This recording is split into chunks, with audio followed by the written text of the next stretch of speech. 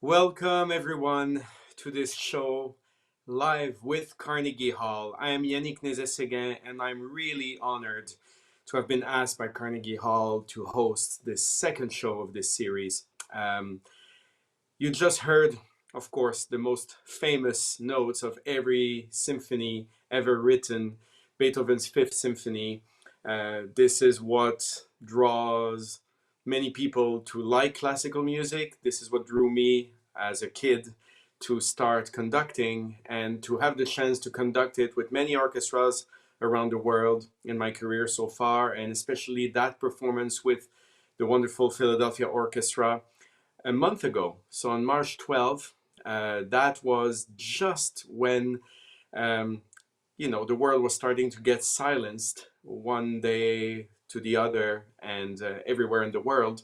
Basically, this was the last performance for a while, and we were aware of it because we had just been told that we couldn't play for an audience, but we spontaneously decided to play just for a virtual audience and still play our concert and play it live for thousands of viewers, and realizing that we would not be together for days, weeks, months. This Beethoven Symphony, of course, makes me realize now, watching it and listening to it with you, how I miss my colleagues, how, of course, we miss each other, how I miss being on the podium. But the good thing is that the technology allows us to be together today, and thousands of initiatives all around the world, including musicians. And, my families of the Philadelphia Orchestra, the Metropolitan Opera, and the Orchestre Metropolitain have certainly been offering a lot of content online. And now leading to this show with Carnegie Hall. So earlier today, I had the great chance to speak for a few minutes with a very special man and special friend, the executive and artistic director of Carnegie Hall, Clive Gillinson. Clive, it's always a pleasure to see you and to talk with you. Thank you for having me for this episode of Live with Carnegie Hall. Yannick, it's fantastic to see you again, and always to be musically associated, to be talking, everything. But I have to just apologize first, because I saw you yesterday with your wonderful beard for the first time. And in fact, I was attempting to grow a pathetic beard, but I've now shaved it off because it doesn't compare. I'm encouraging you to keep going. That's one of the challenges we have to do during these times. Right. Anyway, Yannick, Beethoven, which is definitely more important than beards. And I really just wanted to ask you, because of course, I mean, there are so many composers who are truly great geniuses. And yet I think all musicians would say that towering above everybody in terms of their influence, in terms of their impact on the world of music and the future of music, Beethoven does tower over everybody. I mean, with the reason we made him the only composer we've ever done a single composer festival around is because we feel he changed all the areas that he touched, whether it was the symphonies, piano sonatas, quartets. In a way, there's music before Beethoven, there's music after Beethoven. Talk, please, a little bit about what he means to you and whether you feel exactly the same way as we do in that way. I clearly do. I think that it's true that he took forms that were existing before him and carried this form through, to greater heights, definitely, and also infusing them with new meaning. I think this is why, to this day, we associate Beethoven to a very personal expression, whether it's through symphonies, whether it's through opera with Fidelio, whether it's through all the chamber music and so on in the sonatas. But I think that there's not one single composer after Beethoven who doesn't relate to Beethoven. Of course, there was Brahms immediately after, talking openly about how he felt intimidated to compose any symphony after him. But also later, not even in the Austro-Germanic repertoire or filiation, there's Berlioz, who actually heard in Paris the Ninth Symphony, and very few years after composed is Symphonie Fantastique, taking some of the innovations of the orchestrations of the Ninth Symphony, like percussion, but almost as an opposition to what Beethoven was trying to create, because he wanted to change the narrative completely. So to this day, I also think that contemporary composers know and worship the sense of form of Beethoven and also his more social engagement. So the influence is really not comparable, and that the humanity that comes through is also what makes him very special to me. I mean, of course, you were going to do a complete Beethoven cycle, and because of this pandemic, it's not happening this season. Although I should say in front of everybody, so I can't go back on it, we will find a way of scheduling this at some time in the future. But what would be very valuable as well, when one thinks of the journey he traveled from the first symphony, which was almost Mozartian and was very much of the period, through to the ninth, where the symphony was a completely different, virtually a different art form. Take us a little bit through that journey. Well, I have a little bit of a romantic idea that he knew right from the first note where this would lead to the last note. Of course, that's not technically true. If Beethoven were alive, or one day when, I hope not too soon, I'm going to ask him, he will probably say, not at all. I had no intention to compose more than 3 symphonies, and then I had 9. But anyway, I just feel that these are so connected between the 9 symphonies, are so incredibly well, they're like all the same kaleidoscopic aspect of the world, with different angles and shapes and perspectives. The first chord of the first symphony is already a surprise. And that is maybe the key word in the 9 symphonies, is the sense of provocation, shock, surprise, breaking with tradition, and try to shake up the established any established ideas of the time. So yes, like you said, the first 2 symphonies are classical in their form and they're very Mozartian and Haydn, but then the 3rd symphony, there's this already the shift in the proportions, where it's almost an hour just for 1 symphony. The dissonances come with more direct aspect, all to provoke the thinking about what a symphony can mean. And all this journey through the 5th symphony and the Destiny, and the 6th symphony with the clear sound images of nature, the 7th symphony with the dance, the 8th symphony with the dark humor, and the 9th, of course, with the infusion of vocal elements, and the great text, which is to this day so relevant to the world. You know, it's always used as a the 9th symphony is always used as an hymn, recently for Europe, or when the Berlin Wall came down, with the Ode to Freedom with Leonard Bernstein. So all of this is part of the same world, and yet it's, when I conduct these symphonies, I always find new things in them, and that was the idea behind doing this cycle together. And I'm glad to hear that, yes, we will do them again at Carnegie Hall. Definitely. Well, look, firstly, thank you so much for participating in Live with Carnegie Hall. And we can't wait to have you back at Carnegie Hall making music again. And I look forward to your program today. Thank you so much, Clive. It means a lot to be able to do this and connect with the Carnegie Hall audience and everywhere in the world. And now we're going to follow with some more Beethoven, an excerpt from the Pastoral Symphony, the Symphony number 6, an excerpt from the first movement taken from the same concert with the Philadelphia Orchestra.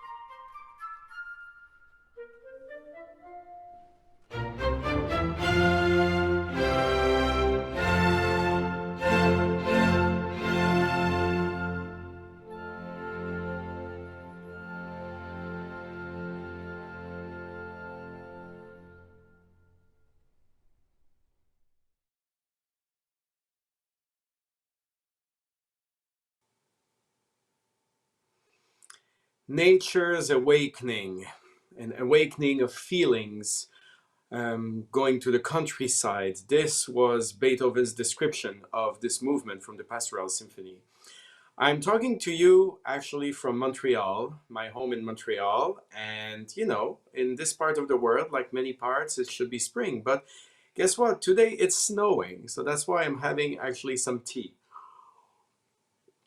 You know, you are listening from Canada, you're listening from the United States, but we have viewers, I'm told, here from Mexico, Japan, Jordan, Bolivia, India, Poland, Italy, and more. So thank you for joining this Live with Carnegie Hall episode. I told you before, I miss my musicians, and I thought it would be great to have a chat with one of, I would say, our inspirations in the orchestra. She's a wonderful cellist, and yeah, as I said, a great inspiration to us all because she's very active, and you know, you have so many wonderful people in this Philadelphia Orchestra. So I'm happy to join Yumi Kendall. Hi, Yumi. Hi, Yannick. It's great to see you. We miss you so much. I miss you too. So, where are you at the moment? I am in Philadelphia, actually not far from the Kimmel Center, but it's not snowing here. It feels like spring could happen sometime soon. So there's hope around the corner. So, you know, when you played this concert that we're watching now, the Beethoven concert in March, what was the feeling to be on stage at this moment without an audience? For me, that was surreal because we had that knowledge of the uncertainty that we wouldn't know when we would be coming back. Like you mentioned before, we knew that this was the last concert for a while, and so we had all this visceral energy, like especially in the Beethoven, in the fifth symphony that you just heard. We put our collective energy into this, as we always do in Philly anyway, but especially so for this. And it felt like a wave of energy. And then, especially at the end of the symphony, it was like a wall met with this wall of silence. And that actually, for me, kind of was like being dunked in the deep end of the pool of what we're actually all experiencing now, which is a kind of this social absence. So we poured ourselves into this with the sound met by this complete silence. And for me, that shock is also representative of the Beethoven that you've also been talking about, the sort of essence of Beethoven. So there were so many layers to that experience to me that also symbolizes what many of us are feeling right now, which is this social absence, that silence right after. So how in you know, what you just talked about, this social absence. So how's life for a musician or for you in isolation like this? I miss everyone. We miss playing together. We miss you. We Indeed. miss, of course, for those of you watching, of course, you can relate to this. So one of the sources of inspiration for me is getting to play with my colleagues virtually. And so Yeah. we've had a fun time having a kind of landing pad for our musical contribution and having a place to put that. So with events, with series like this Carnegie Hall Live, with the virtual Philadelphia Orchestra, it's such a great opportunity for us to still be able to play together, even if it's not the same way that we normally would do. So it's a great Yeah. opportunity for us to kind of puzzle our pieces together. Imagine what it would have been, you know, 20 years ago, a pandemic like this, because I can't imagine, because, you know, technology and all these means of technology, we've been talking over the years recently how is maybe bad for us and we're addicted to these tools. But now without those tools, we would be so much more lonely, I feel, especially when it comes to music. Yes, this is such learning how to use the technology has become such an important connection point for us. And even challenging ourselves, you know, there's the element of I'm only a single ingredient. And so when I'm performing my part to the recording, which you'll hear in a few minutes, that, Yeah. you know, I'm only the one. And it's very different from being able to experience everything all together simultaneously. But Yeah. we're also challenging ourselves to learn this new skill in a way and really face what's in front of us. Like, this isn't reality that we have right now. And so it's also a really great opportunity to grow ourselves that way and rise to the occasion, connect with each other, and also connect with our audiences as best we can. So you got together with the other members of your quartet, all members of the Philadelphia Orchestra, and we're about to hear an excerpt from a Beethoven string quartet. So please introduce your colleagues and the piece. Yes, we are the Quartet Iris. Violinists are Julia Lee and Christine Lim, and Chae Hong Chen on the viola. And this will be a movement from Beethoven's Opus 18, number 6 string quartet. Please I enjoy. mean, I can't wait. And thank you so much, Yumi, for your light, your smile, and here's some Beethoven string quartet.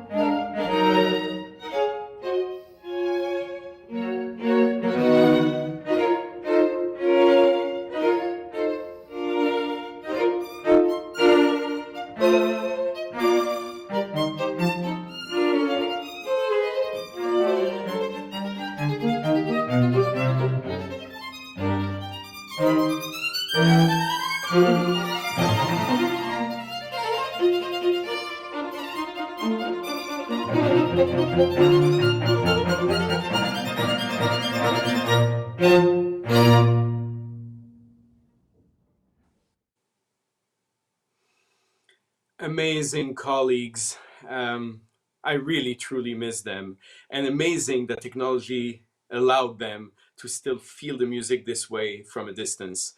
From a distance, also, I'm asking you to log in, as you're probably watching from the Facebook page of the Carnegie Hall. There's a place to write and type your questions there. So please don't hesitate, because we might have a few minutes at the end of the show for me to answer your questions. So please type them during the show, and they will get to me magically, by technology.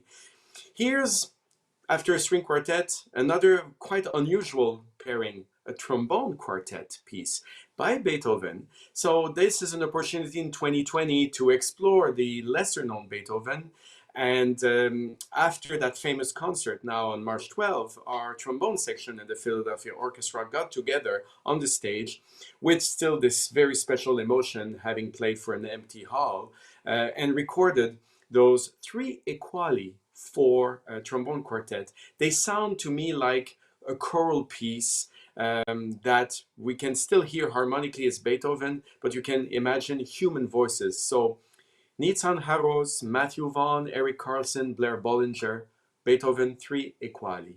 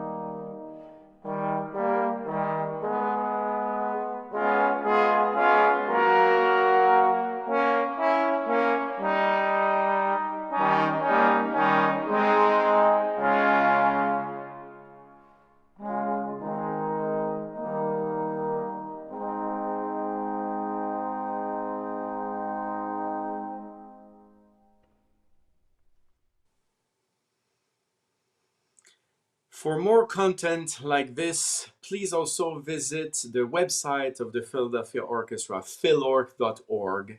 There's a special section called the Virtual Philadelphia Orchestra, and there's special content every week. And every Thursday, we present you with some exclusive content. And guess what? Tonight, it's all about Beethoven. A lot of chamber music that's been specifically recorded for you for this event to celebrate Beethoven, all by our musicians. So please feel free to check this content out. And now I want to discuss with a woman I admire so much, a dear friend of the Philadelphia Orchestra, of course, because she's also our composer in residence at the Philadelphia Orchestra. And I wanted to discuss the impact of Beethoven and his ideas to the world today, and especially to the composer. So Gabriela Lena Frank. Gabby, welcome to the show. Hello, Yannick. Hi. How are you? Hello from California. I hope you and yours are being able to stay safe during this surreal time. Yes, we are staying safe and so far healthy, knock on wood. There's a lot of wood here. I hope you are safe and healthy too. I just heard your rooster outside, so it seems that you are in a place where there's a lot of nature. Yes, we are. If I just tilt my camera right here, you might be able to see some of the trees out Oh, there. that's gorgeous. Yeah, Gorgeous, so gorgeous. we're in Mendocino So listen, County, yeah, which is listen, really Gabriela, I wanted. Oh, I'm sorry. There's a bit of a delay here, which is normal. It's all coast to coast. I just wanted you first to talk a little bit about you know, how you live this pandemic and how the work that you do with your, who I call your kids, you know, at the Creative Academy that you founded. well. This is an academy that I founded about 3 years ago, as you know. That is a training institution for emerging composers, and we work with composers from many different demographics and many different aesthetics. And you know, one of the things that has been really alarming about this crisis has been to see our colleagues, performers, particularly those that are freelance performers that find a lot of work in subbing with orchestras or playing in chamber music, how they're on the front lines when we start canceling our concerts, and they're the ones to start losing income. And composers, we tend to feel these effects a little bit later. And we've had about 60 or more composers have come through our academy, which is held here and out of my home. And many of them were feeling helpless. And I started thinking about in mid-March, when the world just seemed to change so suddenly for so many of us, what could we do? So we came up with an Yeah. emergency relief campaign and have raised almost $30,000 over the last few weeks. The idea is for my small army of composers, more than 60 of them, to write a short piece of music for musicians, a little bit like what Yumi was doing with her quartet, to play online and to premiere. And we'll put these in videos, and we're able to pay the musicians that they have payment. They can put food on the table and hit the next rent. So this is a campaign that's still going, and it's our way of meeting the performers and needing to create art and create new friendships, even during a time like this.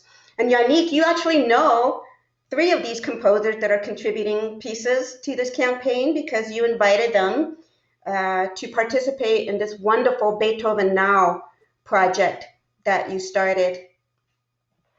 Yes, well, this, you know, I recognize your social engagement here and your inspiration. And it's true that we started just this project because it was led by you. We were to combine all our Beethoven symphonies in Philadelphia with music from living composers coming from different backgrounds, as you just described. And we, of course, so far, sadly, didn't have the chance to perform the other pieces, including one of yours, which we will do, of course, when this nightmare is over. But there was one piece that we had time to perform, and this was from Iman Habibi. The piece is called Jeder Baum spricht, which means every tree speaks. So tell us a little bit about it. Well, Iman is a wonderful, wonderful composer, along with Carlos Simon and Jessica Hunt from the Academy who were invited. And I think this project is so brilliant because even with an icon, a giant like Beethoven, I don't think you can ever assume relevance, and that relevance needs to be attended to. And the way that you do that is to invite a response. And this is what you did for the four of us, was to respond in our very personal ways to couplings of the symphonies, of the 9 symphonies. Iman chose a really beautiful point of entry, and he was inspired by Beethoven's own connection to nature, that much of Beethoven's music would not exist except for these famous walks that he would do, consulting with the trees and the plants and the solitude that he was finding from Mother Nature. And Iman's piece is a statement about the state of nature today, the environmental distress that we find our planet that is in. And I find that it's really very poignant that Iman's piece was the one that was played to an empty hall by the end of the week, at a time during a massive worldwide health epidemic, which we know is a symptom of environmental distress. Well, I think Gabby, one of the other I think you described it. Oh, please go ahead. Oh no, just wanted to say that we're so grateful for you for this project also, because the timing lends us to look at how people are turning to art. When I saw how, even though the performance was to an empty hall, yet you had a huge audience, the video that was viewed by people all over the world, and that started a movement over the last few weeks where people have been downloading coloring books from museums or availing themselves of the archives of concerts that are made open from musical presenting societies all over. My hope is that we will use this moment to reevaluate what's dear to us, where our values are, and how important art is at any time, crisis or no. Well, here, you said it so beautifully, and let us remember those really wise words. Thank you so much for your presence, Gabriela, and for your light in the world. And let's listen and watch the world premiere of Jeder Baum spricht by Iman Habibi.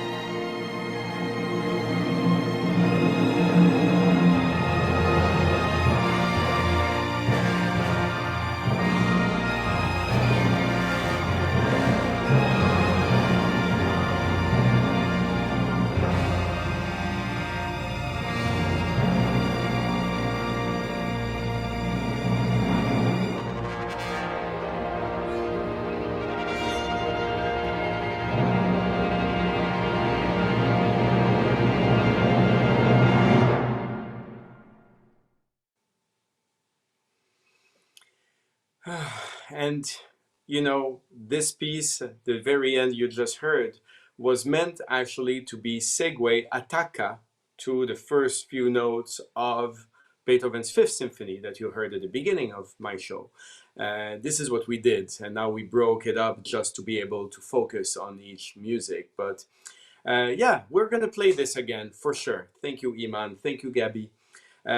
We received some questions from you, and I'm going to answer a couple. And thank you for sending those thoughtful questions. One of the questions is about how do I keep the motivation under confinement, musically motivated.